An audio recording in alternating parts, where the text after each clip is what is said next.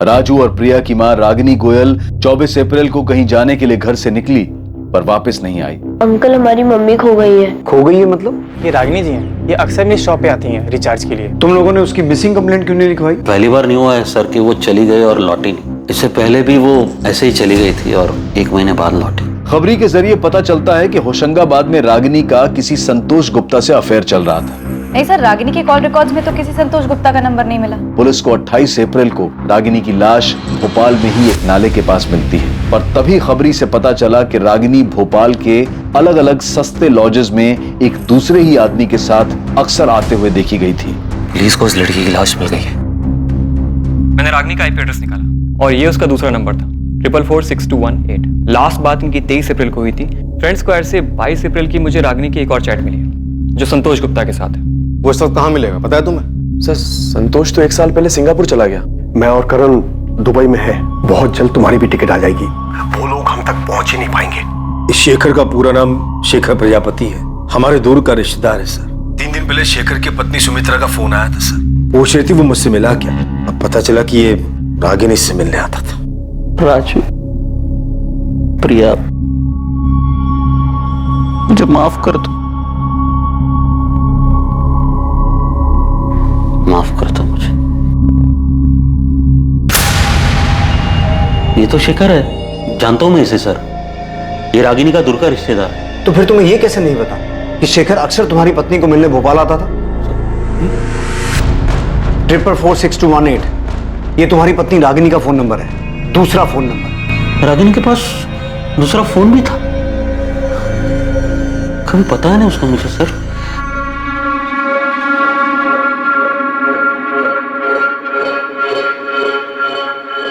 रागिनी, अब तक सब्जी काट रही है तू? बच्चे स्कूल के लिए तैयार हो चुके हैं, टिफिन कब बनाएगी? माँ भी बना देती हूँ।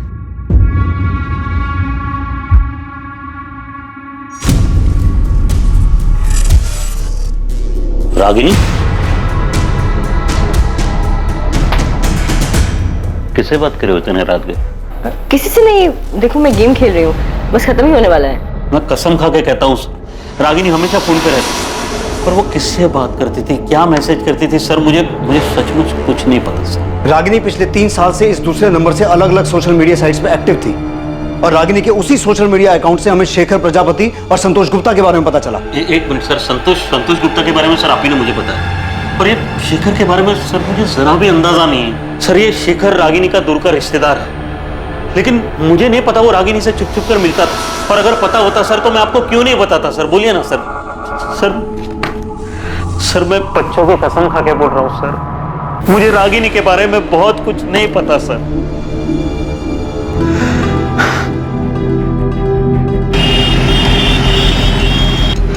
रागिनी गोयल, शेखर भोपाल में रागिनी से मिलने जाते थे?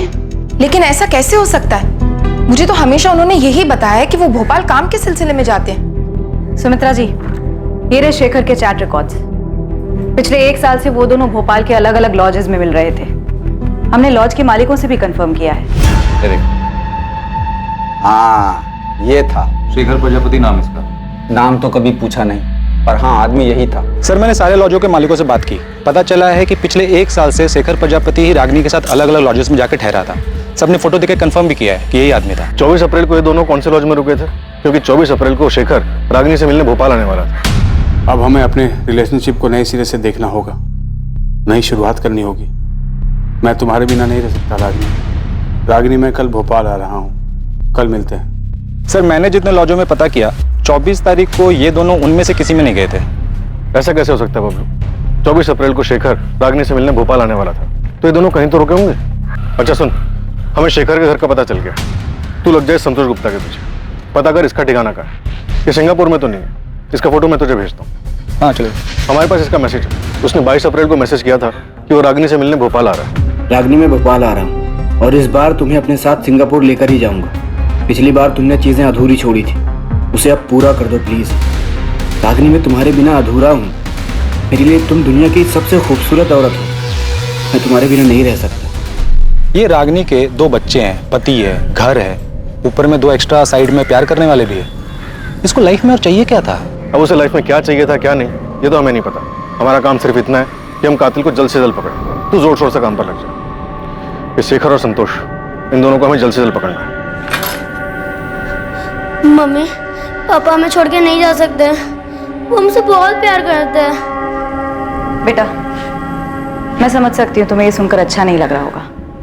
अनीता, सुमित्रा जी, ये सच है, हमें ये मैसेजेस रागिनी के चैट रिकॉर्ड में से मिले हैं। मैं तो कभी सोच भी नहीं सकती थी कि शेखर मुझे धोखा दे सकते हैं। शेखर इस वक्त कहाँ छुपे हो सकते हैं?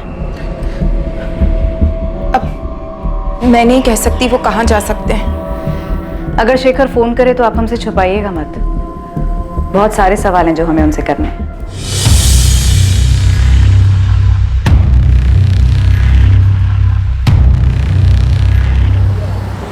सर, अगर संतोष सिंगापुर में आपका फोन नहीं उठा रहा तो इसमें मैं क्या कर सकता हूँ? मेरी खुद उससे 3 महीने पहले बात हुई और इसी नंबर पर जो मैंने आपको नंबर दिया है उसका सिंगापुर का, वही उसका नंबर है। वही नंबर जो अब बंद आ रहा है। गौतम, हमारे पास प्रूफ है कि संतोष रागिनी से मिलने भोपाल आने वाला था। 22 अप्रैल का मैसेज है उसका हमारे पास। मुझे नहीं पता सर कि वो भोपाल आया था, अभी भोपाल में है या फिर सिंगापुर चला गया, मुझे कुछ नहीं पता सर। संतोष की फैमिली कहाँ रहती है इतना तो पता होगा तुम्हें? जी, जबलपुर में है, ये उसी ने मुझे बताया।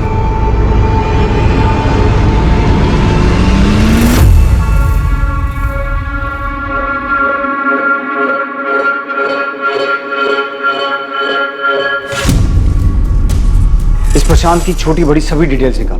अब मुझे भी उस पर डाउट हो रहा है कि कहीं इसी ने तो रागिनी का मर्डर नहीं किया।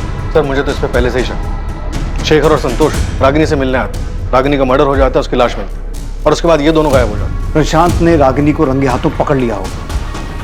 फिर उस प्रशांत ने ही कुछ किया है। अगर ये 24 तारीख को फैक्ट्री से नहीं भी निकला तो भी पॉसिबल है कि उसने ये काम किसी और की मदद से किया हो। अगर प्रशांत ने ही रागिनी का मर्डर किया है तो सोचो बच्चों पे क्या बीतेगी जब उन्हें यह पता चलेगा कि उनकी मां का मर्डर उनके पिता ने किया है।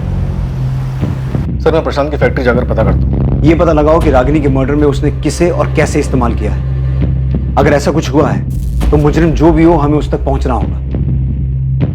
बच्चों का हक है ये जानने का कि उनकी मां का कातिल कौन है।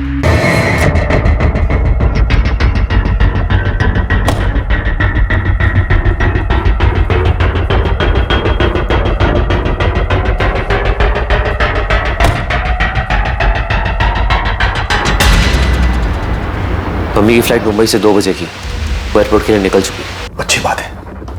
वहाँ वो सुनील, वो अब तक निकला कि नहीं? हाँ, वो भी निकल चुका है।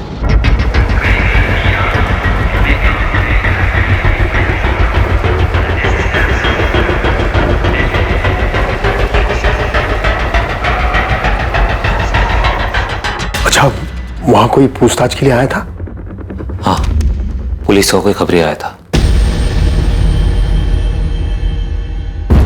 ये औरत इन दोनों में से किसी एक के साथ आपके होटल में आई थी क्या? नहीं, मैंने इन तीनों को कभी नहीं देखा। थोड़ा ध्यान से देखिए ना, 24 अप्रैल को आए होंगे। अरे हाँ, याद आया, इस औरत की फोटो मैंने अखबार में देखी थी। हाँ, देखा होगा, इसका मर्डर हो गया। ओह, अच्छा, आपका जरा रजिस्टर चेक करके बताओ ना, शायद आपके ध्यान से निकल गया हो। परस साहब, रजिस्टर थोड़ा देख लेते तो। वो क्या है ना, पुलिस ना बहुत बेसब्री से ढूंढ रही थी हमको। ठीक है, मैं चेक करता हूँ। कुछ मिला उन्हें? पापा, घबराने की कोई बात नहीं है, उन्हें कुछ नहीं मिला। गौरव ने सब संभाला, सब ठीक है। पुलिस ने शेखर प्रजापति का फोन नंबर सर्विलेंस पर डाल दिया था। उनके मुताबिक ऐसी संभावना थी कि रागिनी ने अपना मोबाइल मार्केट में स्विच ऑफ किया और उसके बाद तय की गई जगह पर वो शेखर से मिली।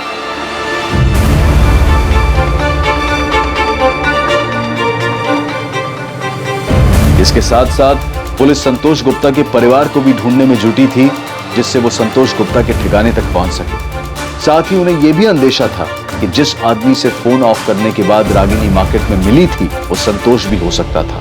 पुलिस संतोष और शेखर को पूरी मेहनत से तलाश कर रही थी, जो अब तक उनकी पहुंच से बाहर थे। सिर्फ ये 2 लोग ही नहीं, बल्कि एक लाश भी उनकी जानकारी, उनकी पहुंच से बाहर थी। एक दूसरी लाश जिसका उन्हें अंदाजा तक नहीं था। जिस तरह पुलिस इस लाश से अनजान थी, ठीक उसी तरह उन 3 लोगों से भी बेखबर थी जो दुबई में जाकर छुप गए थे।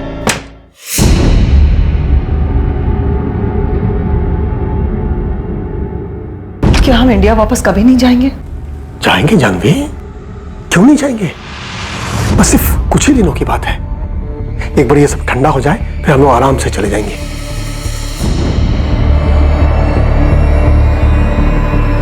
क्या सिर्फ एक ही लाश थी जो पुलिस को अब तक नहीं मिली थी, या फिर और भी लाशें मिलनी बाकी थी? रागिनी उस दिन घर से झूठ बोलकर क्यों निकली थी? वो कहां जाने वाली थी, क्या करने वाली थी, उसका प्लान क्या था, और क्या उसके इस प्लान के बारे में उसके पति प्रशांत को पहले से पता था?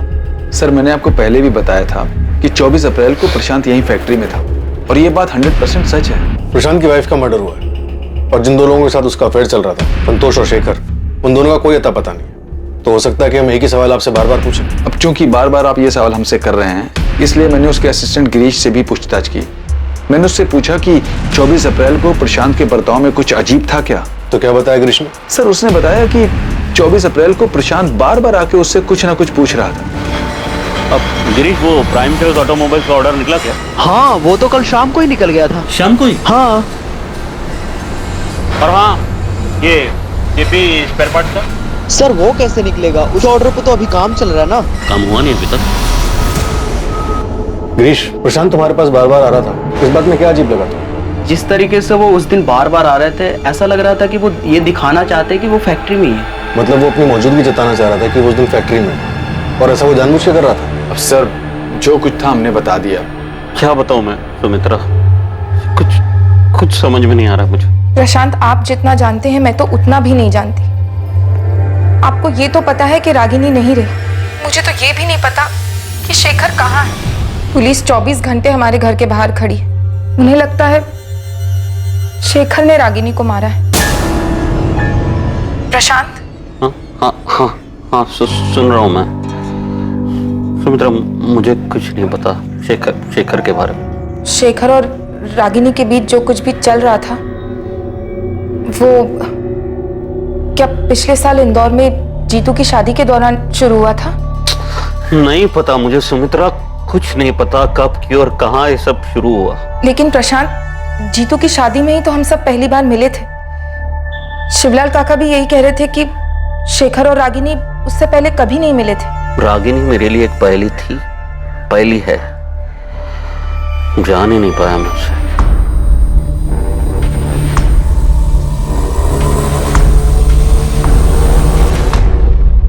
भैया, मम्मी हमें छोड़कर क्यों गई? भैया क्यों गई? रो मत प्रिया, मैं हूँ तेरे साथ। सर, शेखर का लास्ट लोकेशन मिल गया है। छत्रभुज मार्केट प्लेस? यस सर, वो 24 तारीख को भोपाल आया था। ना तो शेखर की पत्नी सुमित्रा और ना ही रागिनी के मामा शिवलाल हमें बता पा रहे हैं कि शेखर कहाँ हो सकता है। हाँ सर, इन दोनों से कोई इन्फॉर्मेशन नहीं मिली। बस इतना पता चला कि शेखर अहमदाबाद में एक ट्रेडिंग कंपनी में काम करता था। कंपनी से पता चला कि वो महीने में सिक लीव लेता था और अपनी पत्नी को कहता था कि वो भोपाल काम से जा रहा है। और संतोष गुप्ता, उसके बारे में कुछ पता चला? उसके जबलपुर वाले घर का पता मिल गया। वहाँ की पुलिस उसके माँ बाप से मिल भी चुकी है। साहब, संतोष यहाँ नहीं है। करीब 1 साल हो गया उसे घर पर आए हुए। आप चाहो तो पूरे घर की तलाशी ले लो। तलाशी तो हम लेंगे नरेंद्र जी, लेकिन अगर वो हमें नहीं मिला तो आप लोग हमारी नजर में आ जाएंगे। साहब, हम तो जानते भी नहीं है कि रागिनी है कौन। और रही बात संतोष की, तो जब से वो सिंगापुर गया हमने उसकी शक्ल भी नहीं देखी है। देखिए, ये तो साफ हो चुका है कि संतोष का रागिनी के साथ 2 साल से चक्कर चल रहा था, और रागिनी संतोष के पास 1 महीना रही भी थी। और अब ये भी साफ हो चुका है कि संतोष रागिनी से मिलने भोपाल आने वाला था, और जिस दौरान वो रागिनी से मिलने भोपाल आने वाला था उसी टाइम पे रागिनी का कत्ल हुआ है। देखिए, भोपाल पुलिस ढूंढ रही है उसे। साहब, इसमें हम क्या कर सकते हैं? हमें डरा धमका कर कि आपको क्या मिलने वाला है। और साहब, अगर हमारी उससे बात हुई होती या अगर वो यहाँ होता तो हम आपसे क्यों छुपाते?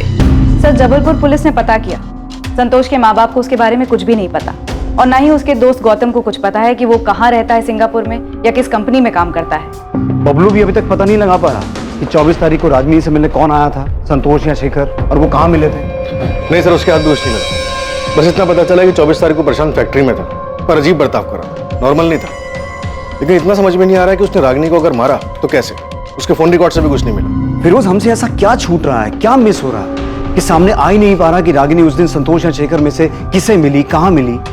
कहीं तो मिले होंगे ना वो लोग। अगर प्रशांत ने किसी और को भी रागिनी के पीछे भेजा होगा तो रागिनी कहीं तो गई होगी, कहीं तो उसका मर्डर हुआ होगा। किसी ने तो ये सब किया होगा ना, किसी गाड़ी, किसी ट्रांसपोर्ट का इस्तेमाल हुआ होगा और जाहिर सी बात है मर्डर है तो पैसे भी लिए दिए गए होंगे।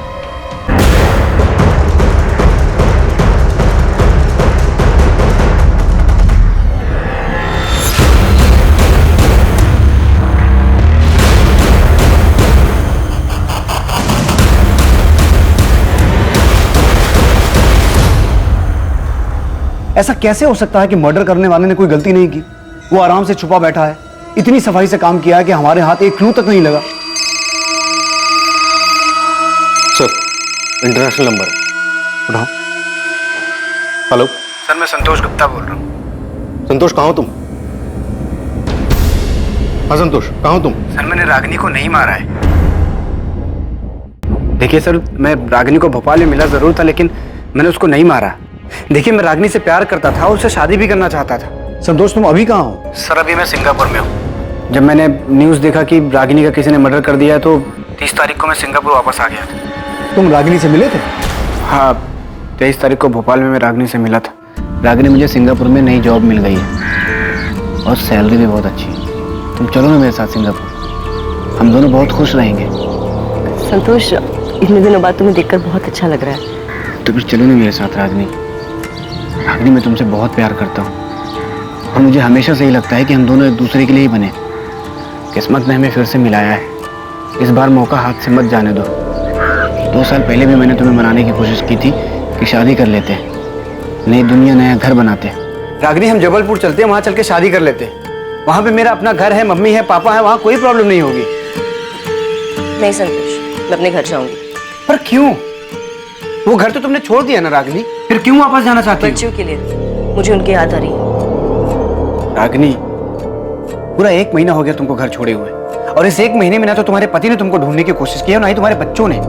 फिर क्यों जाना चाहती हो उस घर में? देखो संतोष, मुझे प्रशांत की चिंता नहीं है, पर राजू और प्रिया मेरे बच्चे हैं। अब तक तो प्रशांत ने उन्हें बता दिया होगा कि मैं उन्हें छोड़कर चली गई। रागिनी, रागिनी, मेरी बात समझने की कोशिश करो। तुम्हें लाइफ में क्या चाहिए? तुम प्रशांत के साथ खुश नहीं थी इसलिए मेरे पास आई ना। अब मेरे पास खुश हो तो खुश रहो ना। रागिनी, मैं तुमको बहुत प्यार करता हूँ, तुमको जिंदगी भर खुश रखूंगा। एक काम करते हैं, हम अभी शादी करते हैं आज। नहीं संतोष, बेहतर यही होगा कि मैं अपने घर चली जाऊं। रागिनी, मैं तुम्हारे बिना नहीं रह सकता, और मैं फिजिकल रिलेशन की बात नहीं कर रहा हूँ, सारी जिंदगी साथ देने की बात कर रहा हूँ।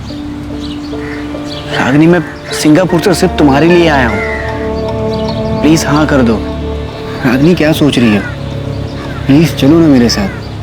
संतोष, इस तरह से अचानक उठ के मैं तुम्हारे साथ नहीं आ सकती। क्यों नहीं आ सकती? 2 साल पहले भी तो अचानक ही होशंगाबाद आई थी ना मेरे पास।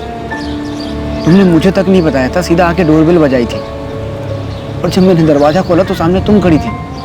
फिर अब क्यों नहीं? संतोष, मुझे सोचने के लिए थोड़ा वक्त चाहिए। रागिनी, 2 साल हो गया। ठीक है, तुम्हें जितना वक्त चाहिए तुम ले लो, लेकिन मैं भी तब तक यहाँ से नहीं जाऊंगा जब तक तुम हाँ नहीं कर देती। मैंने उसे मनाने की हर मुमकिन कोशिश की, पर वो मेरे साथ नहीं आई। तो भोपाल में ही था, उसकी हाँ सुनने के लिए उसे फोन करता रहा, उसने मेरा फोन ही नहीं उठाया, और 24 के बाद तो उसका फोन ही स्विच ऑफ हो गया।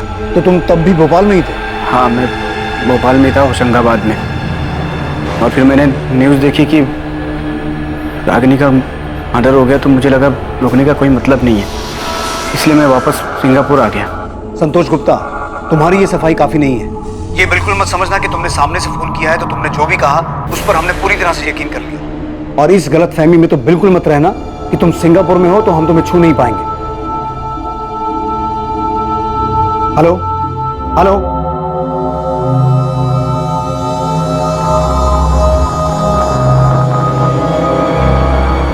फिर इसके बाद वहीं तक सच होगी जहां तक ये रागिनी को मना रहा है। रागिनी के मना करने और इसके ये बात मान लेने की कहानी सब बकवास है। हो सकता है बकवास हो फिरोज, पर मुझे ये रागिनी समझ में नहीं आ रही। क्या औरत थी ये?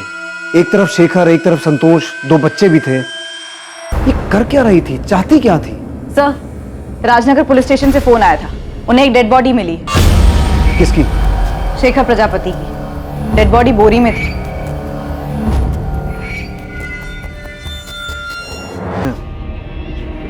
जिस तरह से डिकम्पोज हुई है उसे देखकर साफ लग रहा है कि इसका मर्डर भी काफी दिन पहले हो चुका है।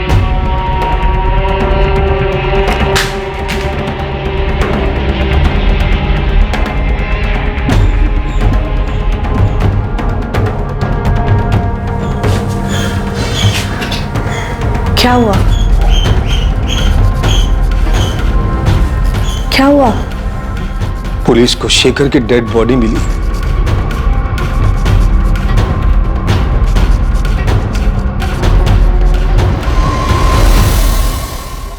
एक दूसरी लाश जो पहले से मौजूद थी लेकिन पुलिस को आज मिली थी, शेखर प्रजापति की थी। उस शेखर प्रजापति की जिसके रागिनी के साथ नाजायज संबंध थे। पहले रागिनी की लाश मिलती है जिसकी बेरहमी से गला दबाकर हत्या की गई और फिर कुछ दिन बाद शेखर की लाश सामने आ गई। अब पुलिस के लिए इस केस में दो अहम संदिग्ध होने वाले थे। पहला रागिनी का पति प्रशांत और दूसरा उसका चाहने वाला संतोष गुप्ता जो पहले ही सिंगापुर जा चुका था। शेखर की मौत का कारण पुलिस के लिए एक और बड़ा झटका साबित होने वाला था। इंस्पेक्टर, इसकी मौत को भी 72 घंटे से ज्यादा बीत चुकी। एक्चुअली बॉडी जिस हालत में मिली है या जिस तरह से डिकम्पोज हो चुकी है, सही वक्त बताना मुश्किल है। पर ऐसा हो सकता है कि इसका मर्डर भी रागिनी की तरह 24 अप्रैल को ही हुआ हो। हाँ, हो सकता है दोनों की मौत 24 अप्रैल को ही हुई हो, पर इसका मर्डर नहीं हुआ। मर्डर नहीं हुआ तो? इसकी बॉडी से पॉइजन के ट्रेसेस मिले, वो भी बड़ी मात्रा में। पॉइजन? जी। तो आप ये कहना चाहते हैं कि शेखर का मर्डर नहीं हुआ बल्कि इसने आत्महत्या की है? इतना तो श्योर होकर बोल सकता हूं कि इसको जहर जबरदस्ती नहीं दिया गया। हाँ, किसी चीज में मिक्स करके दिया हो तो पता नहीं। कैसे मारा तूने रागिनी को? शेखर को जहर कैसे दिया? अब ये मत कहना कि तुझे कुछ नहीं पता, क्योंकि हमें पता है कि 24 तारीख को तो अपनी फैक्ट्री के स्टाफ को जानबूझ के ये जता रहा था कि तू वहां है। किसे भेजा था उनके बीच?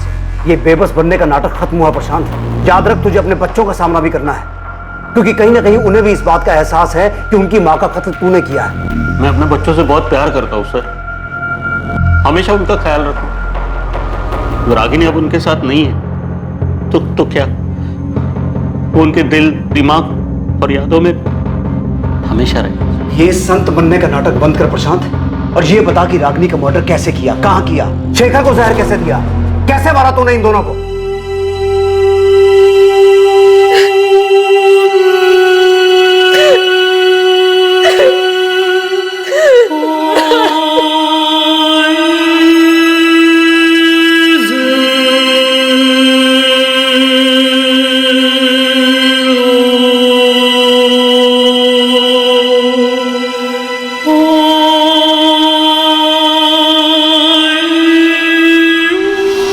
तेरे बच्चे राजू और प्रिया, शेखर की बेटी नेहा, इन सब मासूमों की जिंदगी बर्बाद कर दी।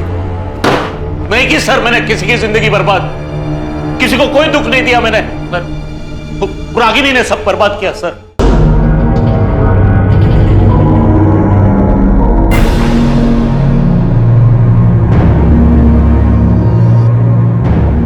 मुझे बिल्कुल भी अंदाजा नहीं था कि रागिनी के शेखर और संतोष नाम के आदमियों के साथ नाजायज संबंध थे। सर, ये बात सच है और हमेशा सच रहेगी। आप चाहे मुझ पर कितना भी शक करो कि मैंने मारा है रागिनी को। सर, मारा होता ना तो कबूल करने में मुझे कोई दिक्कत नहीं थी, क्योंकि ये बात किसी से नहीं छुपी कि रागिनी मेरे साथ खुश नहीं थी और ना ही मैं उसके साथ खुश थी। और ये बात भी नहीं छुपी कि हमारी शादी में कुछ नहीं बचा था, मर चुकी थी वो। आपको अंदाजा भी नहीं होगा कि मैंने अकेले बच्चों को कैसे पाला है, मां के होते हुए। वो मां जो बस लगातार फोन पे लगी रहती थी, 24 घंटे किसी के साथ बातें करती रहती थी। सर, आपके सामने तो सिर्फ शेखर और संतोष के नाम आए ना, और न जाने कितने नाम और भी होंगे, लोग होंगे जो अभी तक बाहर नहीं आए, छुपे हुए हैं। कैसा महसूस होता होगा मुझे, एक पति को, जब उसकी पत्नी बिना कुछ बताए घर के बाहर इसलिए निकलती ताकि वो दूसरे मर्दों के साथ नाजायज संबंध बना सके, अपने सुख के लिए, अपने परिवार, अपने गृहस्थी, यहाँ तक कि अपना बच्चों का भविष्य दांव पे लगा दे। सर, मेरी बात छोड़िए मुझे जाने दीजिए। और वो क्या थी, ऐसा क्यों कर रही थी सर वो?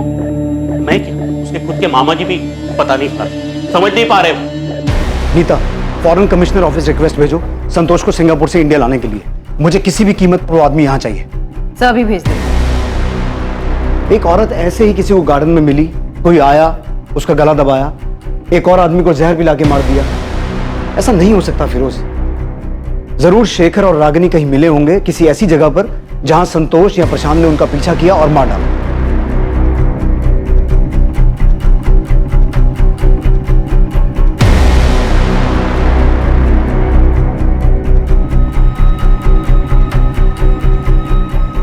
बबलू से कहो एक टीम से काम नहीं हो रहा, 10 लगाए, और चाहिए और लगाए, लेकिन किसी भी तरीके से यह पता लगाए कि उस दिन शेखर और रागिनी कहां गए। कोई तो ऐसा होटल या लॉज होगा जहां उनका पीछा किया गया, दोनों का मर्डर किया गया। सर मैंने रागिनी और शेखर की पोस्टमार्टम रिपोर्ट पढ़ी थी। फिरोज, पोस्टमार्टम रिपोर्ट में क्या लिखा है मुझे पता है, लेकिन मुझे किसी भी तरह उस आदमी का पता लगाना है जिसने ये मर्डर्स किए हैं। हम गोल गोल गोल गोल घूमे जा रहे हैं। एक दिन दो बच्चे आते हैं अपनी माँ को ढूंढते हुए, हमें उनकी माँ की बजाय उसकी डेड बॉडी मिलती है, फिर उसके प्रेमी की डेड बॉडी मिलती है, लेकिन ये क्लू नहीं मिलता कि किसने मारा, क्यों मारा। सर शेखर का मर्डर नहीं हुआ, उसने सुसाइड किया। फिरोज, तुम्हारा दिमाग ठीक है? वो सुसाइड क्यों करेगा? और अगर उसने सुसाइड किया भी है तो रागिनी का तो मर्डर हुआ है ना। सर मुझे लगता है शेखर ने रागिनी का मर्डर किया होगा। पहले उसने रागिनी को मारा, फिर उसने सुसाइड किया, और फिर आसमान से कोई टपका जिसने दोनों की डेड बॉडी को बोरे में डाल के ठिकाने लगा दिया। फिरोज, मुझे कोई थ्योरी नहीं चाहिए, ये केस ऐसे बंद नहीं हो सकता। मुझे किसी भी हाल में उस मर्डर का पता लगाना है। उसने क्यों मारा, कहां मारा, कैसे मारा, किस मकसद से मारा, इन सभी सवालों के जवाब चाहिए। अंडरस्टूड? Right sir. रागिनी और शेखर कहां मिले थे, रागिनी को कहां मारा गया, शेखर को कहां जहर दिया गया, या उसने खुद अपनी जान ली, इन सभी सवालों के जवाब और सच की खोज में पुलिस ने पूरे भोपाल शहर को खंगालने की ठान ली। दूसरी तरफ संतोष को सिंगापुर से इंडिया वापस लाने की कोशिशें भी तेज कर दी गईं। एक बार पुलिस से बात करने के बाद संतोष ने अपना फोन स्विच ऑन किया ही नहीं। वो ना तो अब किसी फोन और ना ही किसी मैसेज का जवाब दे रहा था।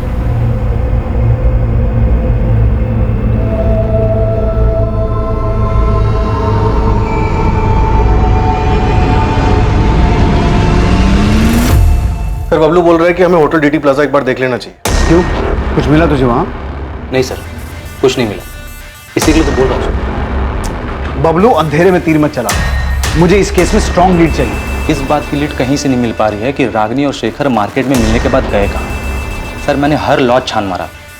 डीटी प्लाजा आपके सामने इसलिए रख रहा हूँ क्योंकि सर इसका जो मैनेजर है गौरव सिंधिया, वो मुझे रजिस्टर दिखलाने से मना कर रहा है। 24 तारीख को रागिनी और शेखर नाम से कोई एंट्री नहीं है रजिस्टर में, मैंने चेक किया है, वो लोग यहाँ पे नहीं आए। अरे हाँ, तो कौन सा असली नाम लिखवाने वाले थे रजिस्टर में? नाम बदल के आए होंगे। हाँ, अगर नाम बदल के भी रहते तो शक्ल तो याद रहती ना। और वैसे भी 24 तारीख को होटल पूरा खाली ही था। मैं कह रहा हूँ ना कि वो लोग यहाँ पे नहीं आए। सर ये बोल के उसने मुझे डरका दिया, पर छोटा सा होटल है और फील्डिंग की तो पता चला होटल में काम करने वाला एक बंदा है सुनील मीना नाम का, जो लंबी छुट्टी पर गया है। बबलू भाई, झोल क्या है वो तो पता नहीं, लेकिन उस होटल में एक वर्कर सुनील मीना 27 अप्रैल से गायब है। गायब है मतलब लंबी छुट्टी पे।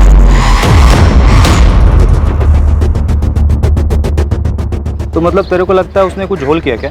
हाँ भाई, क्योंकि जानता है गणेश, ये शेखर और रागिनी कहाँ मिले, मिलकर कहाँ गए, कौन से चद्दर पलटी होटल में रुके, कुछ पता नहीं चल पा रहा। भाई होटल तो ये भी चद्दर पलटी और मालिक है एकदम कंजूस। मतलब इतना कंजूस है ना कि एक भी रूम खाली रह जाए तो मर जाता था, लेकिन पिछले कुछ दिनों तक ये होटल बंद था। सर सुनील मीना लंबी छुट्टी पर चला जाता है, 24 अप्रैल के बाद 27 तक होटल बंद रहता है। होटल का मैनेजर रजिस्टर दिखलाने से मना करता है। सर मैं पक्का बोल रहा हूँ, यहाँ पे कुछ ना कुछ झोल तो है। डीटी प्लाजा होटल के बारे में मिली ये छोटी सी जानकारी इस केस में बड़ा खुलासा करने वाली थी। एक छोटी सी लीड की तलाश में भटकती पुलिस को एक बड़ी कामयाबी हासिल होने वाली थी। डीटी प्लाजा होटल में कुछ नहीं, बहुत कुछ घटा था।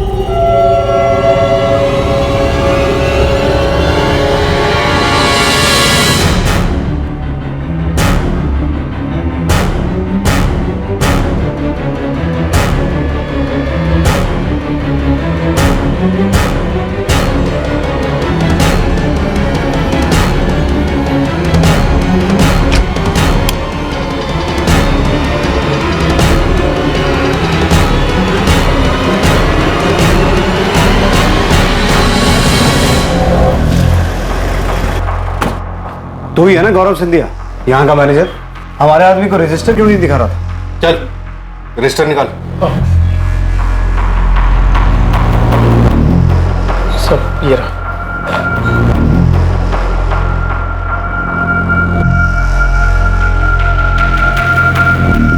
इसमें तो एंट्री 29 अप्रैल से है, उसके पहले की कहाँ है? वो तो नहीं है सब, क्योंकि मालिक हर महीने रजिस्टर बदल देते हैं। हिसाब किताब के लिए पुराना रजिस्टर साथ ले जाते हैं सब। पुराना रजिस्टर अपने साथ ले जाते हैं, लेकिन अप्रैल का महीना 30 का होता है और इसमें एंट्री 29 तारीख से है। तो नया रजिस्टर लगाने के लिए महीना खत्म होने का इंतजार क्यों नहीं किया? सब वो इस बार थोड़ा जल्दी ले गए सब। सुनील मीना नाम का एम्प्लॉय यहीं काम करता है ना? जी सब। कहाँ है वो? बुलाओ उसे। सब वो छुट्टी पे गाँव गया सब। बड़ा शहंशाह आदमी है, गांव गया है और फोन बंद करके बैठा है। वैसे तेरे मालिक धर्मेंद्र तिवारी का भी फोन बंद है, उसका घर भी बंद है, ताला लगा है।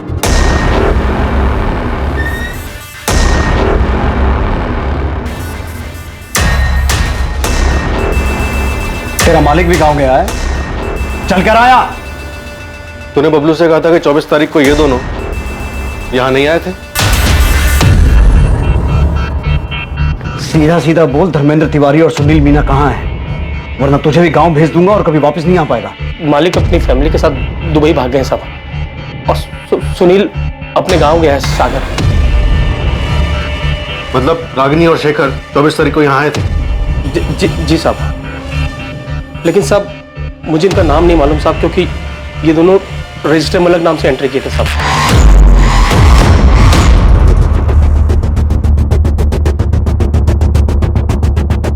इन दोनों को किसने मारा? इसने या इसने?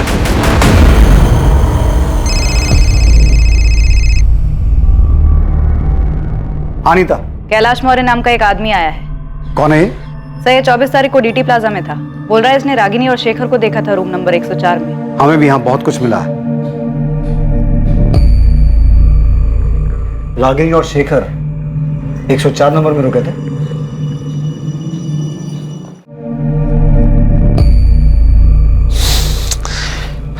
गौरव फोन ही नहीं उठा रहा। तो होटल के लैंडलाइन में फोन करो ना। किया था, पर वहां कांस्टेबल था इसलिए बात नहीं हो पाई। पुलिस को सब पता चल गया क्या? सर मैंने इस औरत की फोटो अखबार में देखी थी कुछ दिन पहले। तो जब देखी थी तब क्यों नहीं आया हमारे पास? सर मैं बहुत डर गया था। उस दिन मैं डीटी प्लाजा में रूम नंबर 102 में रुका था। वो मैं क्या? सर मैं एक लेडी के साथ गया था। बीबी को झूठ बोला था कि इंदौर जा रहा हूँ कुछ काम से। देख कैलाश, हमें तेरे अफेयर में कोई दिलचस्पी नहीं है। रागिनी और शेखर के बारे में बता। ये दोनों रूम नंबर 104 में रुके थे। इतना चिल्ला रहे थे, इतना झगड़ा कर रहे थे कि मैं परेशान हो गया था। एक बार नहीं बोला ना। देखो शेखर, तुम मेरे साथ जबरदस्ती नहीं कर सकते हो। या तो तुम अभी डिसाइड करो, ये आज हम दोनों की जिंदगी का आखिरी दिन होगा। बोल रहा हूं मैं। तुम्हें होश भी है? तुम क्या कह रहे हो? हाँ, तुम्हारी भी फैमिली है और मेरी भी। हमारे बीच जो है उससे ज्यादा और कुछ नहीं हो सकता, और उससे ज्यादा तुम डिमांड भी नहीं कर सकते। हाँ क्या है भाई?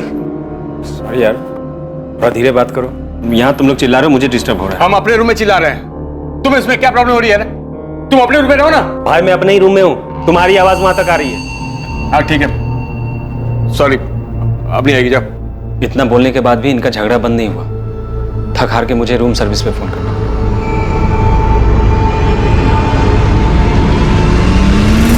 यही था वो आदमी? रूम सर्विस वाला जिसे तुमने बुलाया था? हाँ सर, यही था। शेखर, अब तुम मेरी नाक में दम कर रहे हो, इरिटेट कर रहे हो मुझे। तो अब मैं प्रशांत की जगह ले ली। मैं तुम्हें परेशान कर रहा हूँ? हाँ शेखर, मैं अपनी पूरी जिंदगी तुम्हारे साथ नहीं बिताना चाहती। अभी सब कुछ कितना अच्छा है हमारे बीच। तुम मतलब तुम ये चाहती हो कि मैं अहमदाबाद से अपने बीवी बच्चों को छोड़कर तुम्हें खुश करने यहाँ आता रहूं, और तुम मेरी खुशी का बिल्कुल ध्यान नहीं रखोगी? एक मिनट, मैं भी अपने पति और बच्चों को छोड़कर आ रही हूँ यहाँ, और तुम यहाँ सिर्फ मेरी खुशी के लिए नहीं, अपनी खुशी के लिए भी आते हो। और हमेशा से यही रहा था हमारे बीच, और यही रहेगा। और ज्यादा तुम नहीं मांग सकते। मांग सकता हूँ, बिल्कुल मांग सकता हूँ। मैं तुमसे शादी करना चाहता हूँ, इसी वक्त तुम्हें हाँ बोलना पड़ेगा। तुम मना नहीं कर सकते। तुम होश में तो हो तुम? हमारे बीच शादी की बात कब हुई थी? मैंने कभी तुमसे कहा कि मैं तुमसे शादी करना चाहती हूँ? एक शादी करके देख ली है मैंने, और अब तक पछता रही हूँ। बच्चे हैं इसलिए झेल रही हूँ। लेकिन मैं तुम्हारे ये नखरे नहीं झेलूंगा रागिनी। क्या हुआ? हाँ? सर सामने वाला थोड़ा परेशान हो रहा है, थोड़ा धीरे बात कीजिए ना। हाँ ठीक है, ठीक है, ठीक है। Thank you. फिर रात के करीब 12 साढ़े 12 बजे के बाद उस कमरे से आवाज आनी बिल्कुल बंद हो गई। फिर मैंने सुबह 7 बजे होटल छोड़ दिया। तुम्हारे साथ कौन थी उस दिन? वो लेडी? प्लीज मैडम, इसमें हमें मत घसीटिए। वो भी शादीशुदा है और मैं भी। बेकार में हम दोनों के घर टूट जाएंगे। तुझे अपना बयान डिटेल में लिखवाना होगा। अगर तू हमारे पास पहले आ गया होता ना, तो ये केस बहुत पहले सॉल्व हो गया होता। सुनील मीना जो सागर में अपना मोबाइल बंद करके बैठा था, पुलिस ने उसे सागर के ही उसके घर से अरेस्ट किया। रागिनी के कत्ल और शेखर की मौत का सच चौंका देने वाला था। क्या हुआ था डीटी प्लाजा में? और सुनील मीना हमारे कब्जे में है। तो ये मत समझना दुबई में बैठा तेरा मालिक तुझे बचा लेगा। मैडम साहब, मैं तो सिर्फ नमक का फर्ज अदा कर रहा हूँ साहब। उनको मारने मेरा हाथ नहीं है साहब, मैंने नहीं मारा। ये डायलॉग बाजी बंद कर। अगर तेरा हाथ नहीं है तो रागिनी और शेखर को मारा किसने? होटल में से किसी का हाथ नहीं साहब, किसी ने नहीं मारा। तो फिर रागिनी और शेखर मरे कैसे? साहब 25 तारीख की सुबह जब सुनील रूम सर्विस के लिए गया था साहब, तो वो लोग दरवाजे ही नहीं खोल रहे थे साहब। सुनील ने मुझे बताया तो मैं चेक करने के लिए गया था। रात भर झगड़ा कर रहे थे, अब दरवाजा नहीं खोल रहे हैं। बैल बजा बजा के थक गया सर मैं।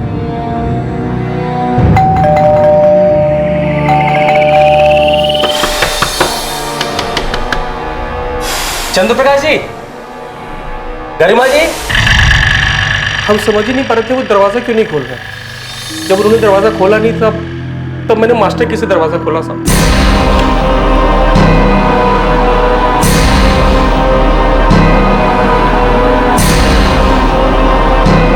चंद्रप्रकाश जी, गरिमा जी, चंद्रप्रकाश जी, गरिमा जी,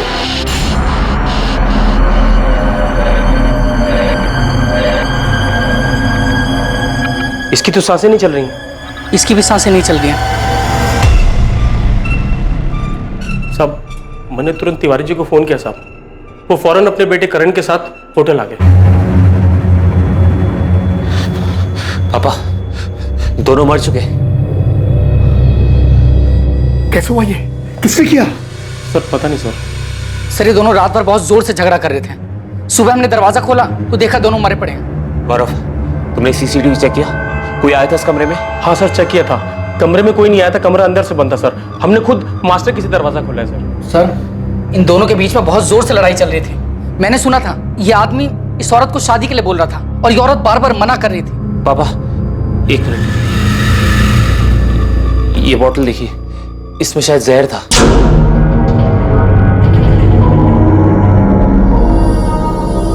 सर मैंने खुद सीसीटीवी चेक किया सर, कमरे में कोई नहीं आया था। सर हो सकता है इस आदमी ने पहले उस औरत को मारा हो और बाद में जहर पी लिया। Oh my God!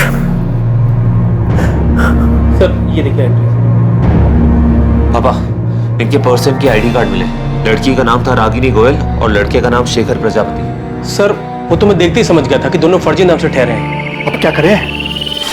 पुलिस के पास जाएंगे तो खामखा बात फैलेगी, होटल का नाम खराब होगा, धंधा बंद हो जाएगा और हम सब फंस जाएंगे वो अलग। ये पुलिस तो ये मानेगी नहीं कि इन दोनों के बीच झगड़ा हुआ था और इसलिए इस आदमी ने ये सब किया है। पापा हम इनको जानते ही नहीं है, इन्होंने रजिस्टर में भी गलत नाम लिखा है। इनके फैमिली वाले अब जो भी है यहाँ तक पहुंच ही नहीं पाएंगे। तुम कहना क्या चाहते? यही कि अगर हम इनकी बॉडी ठिकाने लगा दें तो किसी को पता ही नहीं चलेगा ये लोग यहाँ कभी आए भी थे या इधर कुछ भी हुआ था।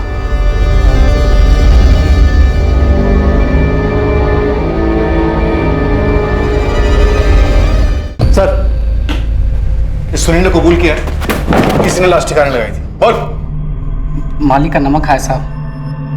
अब आप ही बताओ मालिक के साथ नमक हरामी कैसे कर सकते थे? और सब सच कह रहे, इसमें हमारे मालिक का भी कोई कसूर नहीं है साहब। तूने भी नमक खाया है साहब? ये बोल, बॉडीज को ठिकाने कैसे लगाया? गाड़ी किसकी थी? सब वो गाड़ी मेरे दोस्त बिरजू की थी।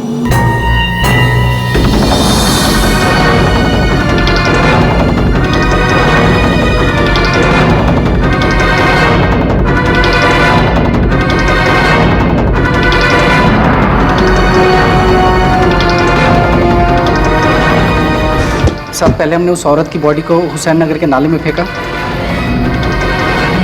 और फिर आदमी की बॉडी को चंदन नगर के जंगल में फेंक दिया। होटल में कहीं भी सीसीटीवी नहीं दिखा, सब उखाड़ दिए। वो तो मालिक ने ही कहा था साहब कि सीसीटीवी अब रजिस्टर हटा दो, वो सब अपने साथ लेके गए साहब। तुम्हारा मालिक धर्मेंद्र तिवारी और उसका बेटा करण दुबई में कहाँ छुपे बैठे हैं? पता नहीं साहब किसी होटल में है साहब। अभी भी झूठ बोल रहे। देखो सोच लो तुम दोनों, नहीं तो मर्डर करने, मर्डर छुपाने, लाश ठिकाने लगाने और सबूत मिटाने के सारे चार्जेस लगेंगे तुम दोनों। इस जिंदगी में तो बाहर नहीं आ पाओगे। साहब सच में मुझे कुछ नहीं पता, हमने नहीं मारा उन दोनों को साहब। मैं आखिरी बार पूछ रहा हूं, दुबई के किस होटल में है तेरा मालिक? धर्मेंद्र तिवारी, इस गलतफहमी में बिल्कुल मत रहना कि सारी जिंदगी दुबई में छुप के बैठ सकते हो। भलाई इसी में है कि चुपचाप वापस आ जाओ, वरना तुम्हारी वो हालत करेंगे। सर मेरी बात सुनिए सर, हमने तो सिर्फ बॉडी फेंकवाया था सर, और वो भी हमने इसलिए किया क्योंकि कि हम बहुत डर गए थे सर। तिवारी, तूने क्या किया था क्या नहीं किया था ये मैं तभी सुनूंगा जब तू मेरे सामने होगा। अभी मैं तेरी किसी भी बात का यकीन नहीं कर रहा हूं। सर मैं सच कह रहा हूं, मेरे पास रजिस्टर और सीसीटीवी फुटेज दोनों है सर। आप चाहे तो देख लीजिएगा। उस कमरे में कोई नहीं गया सर। उस आदमी ने खुद उस औरत को मारा है और फिर कुछ जहर पी लिया। तिवारी, मैं तुझे 1 दिन का टाइम दे रहा हूं। रजिस्टर, सीसीटीवी और अपने बेटे के साथ तू मेरे सामने होना चाहिए। और अगर ऐसा नहीं हुआ और तूने वहां से कहीं और भागने की सोची तो याद रख, तुझे वहीं से उठवा लूंगा। और इस बात की गारंटी मैं देता हूं कि तुम दोनों इसके बाद ये जिंदगी जीना नहीं चाहोगे। सर मेरी बात सुनिए सर। सर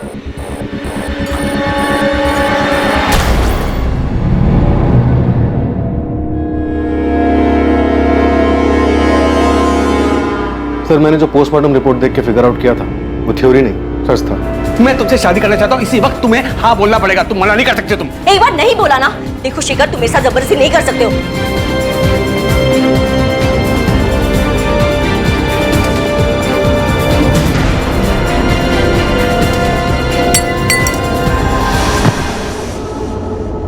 लेकिन मैं ये सोच रहा हूं कि शेखर पहले से ही जहर अपने साथ लेके आया था।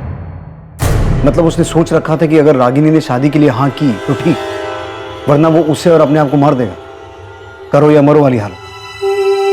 सुमित्रा और उसकी बेटी नेहा के लिए यकीन करना मुश्किल हो रहा था कि शेखर उन्हें धोखा दे रहा था, और उससे भी आगे बढ़कर उसने एक ऐसा जुर्म किया जिससे वो दोनों शायद जिंदगी भर नहीं उभर पाएंगे। प्रशांत और रागिनी के मामा शिवलाल के लिए रागिनी को समझना पहले ही मुश्किल था, और अब शेखर के हाथों हुई उसकी हत्या ने उन्हें और भी सोच में डाल दिया कि आखिर रागिनी चाहती क्या थी, कर क्या रही थी।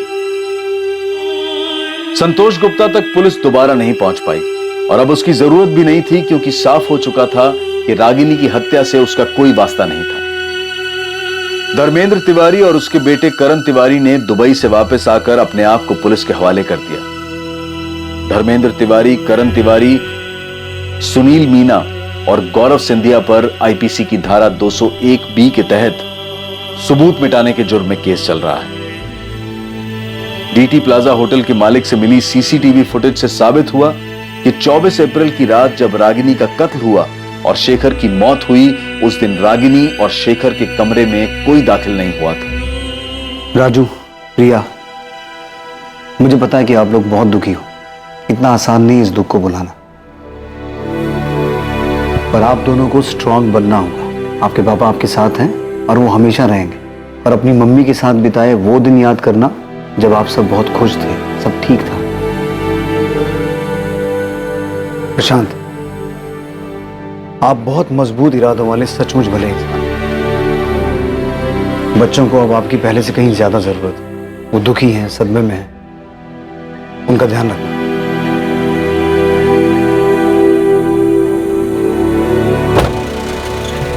जब बड़े गलती करते हैं तो उस गलती का सबसे ज्यादा बुरा असर बच्चों पर पड़ता है। जब घर के स्तंभ, घर की नींव, माता पिता ये गलत रास्ता चुनते हैं, जो रास्ता उन्हें परिवार से दूर ले जाता है, तब पीछे छूट जाते हैं मासूम बच्चे, जिनकी जिंदगी तहस नहस हो जाती है। परिवार एक इमारत की तरह से होता है जिसे सब लोग मिलकर मजबूत बनाते हैं। ये इमारत प्यार, लगाव, फिक्र और सम्मान पर टिकी होती है। किसी भी परिवार के फलने फूलने में इनका महत्वपूर्ण योगदान होता है, और मासूम बच्चों को माता पिता दोनों की ही बराबर जरूरत होती है। पर इसका यह मतलब कतई नहीं है कि मजबूरी में साथ रहा जाए। बेशक बच्चे उस वक्त अलग होने के फैसले की अहमियत को ना समझ पाए, पर सही समय पर लिया गया फैसला जिंदगी सुधार भी सकता है। और दूरी से रिश्ता खत्म नहीं होता है, बल्कि दो लोगों के बीच कड़वाहट बढ़ने का खतरा कम हो जाता है। रागिनी और शेखर ने इस रिश्ते से क्या हासिल किया, बल्कि संतोष ने भी क्या पाया। शेखर और रागिनी के बीच जो कुछ भी हुआ उसका अंदाजा भी नहीं लगाया जा सकता, क्योंकि मरने के बाद जिसने उन्हें देखा, वहां जो सुराग मिले, उनके मुताबिक कुछ भी साफ नहीं है। बस इतना पता है कि वहां एक जुर्म हुआ, हत्या हुई और किसी ने जहर पिया। इस सब में सच सिर्फ यह था कि दो मासूम बच्चों ने अपनी मां को खोया और एक ने अपने पिता को। ये वो दुखद सच है जिसे झूठ में भी सच नहीं होना चाहिए था। अब मैं अनूप सोनी आपसे विदा लेता हूं। फिर मुलाकात होगी एक और नए केस के साथ। और याद रखें, क्राइम और आपके बीच में सिर्फ इतना फर्क है कि आप कितने सतर्क हैं। सतर्क रहें, सुरक्षित रहें। जय हिंद।